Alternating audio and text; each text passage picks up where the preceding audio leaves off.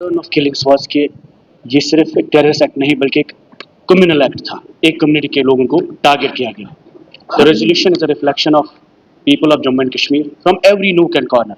हर जगह कश्मीर के कोने कोने से जो आवाज़ है, शायद आज पहली बार 6 महीने में हम इस हाउस में जब भी बैठे हमने लड़ा, इशूज़ पे डिफरेंसेस थी, छोटे छोटे मसलों पे, लेकिन एक चीज़ जो हमें आज यूनाइट करती है वो कहीं ना कहीं पहलगाम की कुर्बानियाँ हैं या पहलगाम की शहादतें हैं जिन लोगों ने दी।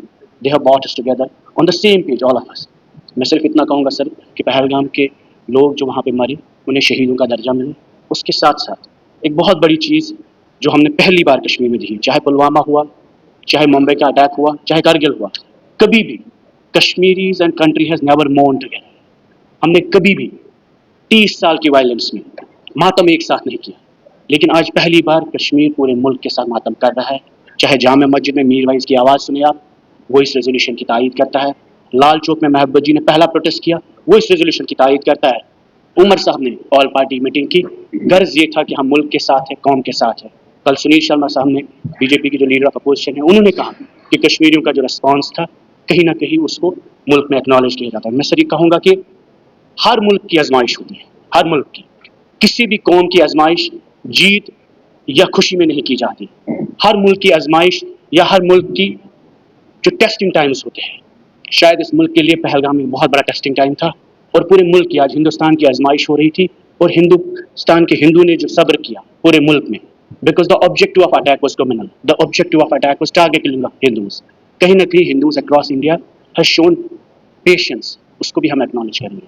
उसके साथ साथ जो कश्मीरी मुसलमान ने रिस्पॉन्स किया, उन्होंने कहा it's a crime against humanity, it's terrorism, it's violence, it is unacceptable. और क्योंकि सिविलियंस मारे गए, सिक्योरिटी फोर्सेस पे अटैक नहीं था, आम निहत्ते लोगों पे था।